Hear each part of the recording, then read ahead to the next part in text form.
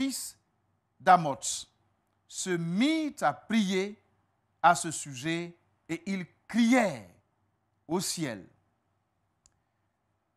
Comment prier dans les mauvais jours? Dans la vie chrétienne, nous vivons parfois des temps de crise, de difficultés réelles. Ces crises sont diverses.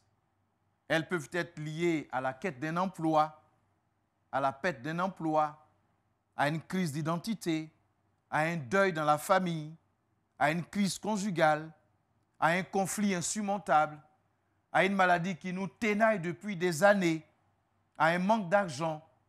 Eh bien, les difficultés sont nombreuses. Quand l'épreuve est là, qu'elle occupe toutes nos pensées et habite notre quotidien, que faire, mes bien-aimés?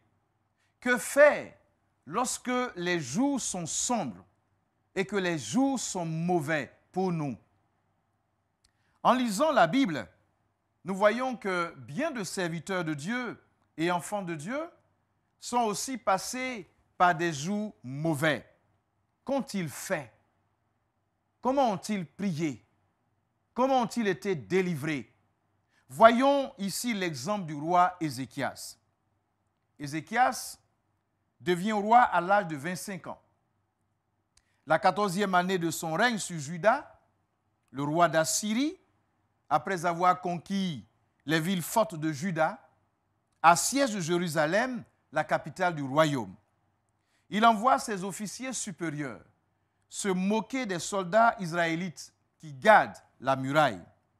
Les pires moqueries sont alors adressées aux défenseurs d'une ville en péril et en souffrance. Leur foi en Dieu est moquée et leur roi est calomnié. C'est dans ce contexte d'humiliation que l'officier supérieur de l'armée assyrienne va remettre une lettre à Ézéchias.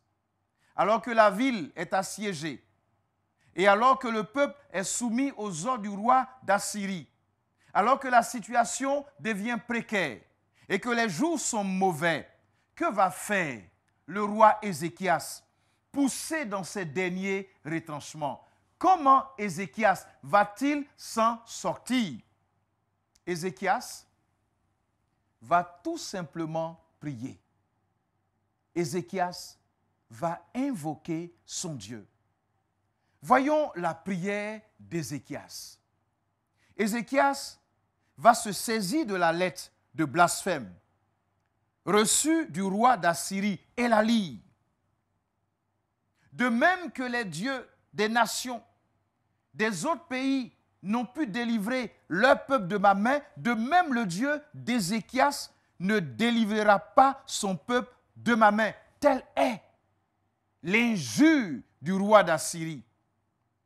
Une fois la lettre lue, Ézéchias se rend au temple et va présenter cette lettre d'injure à l'Éternel, son Dieu, dans son temple, dans sa présence.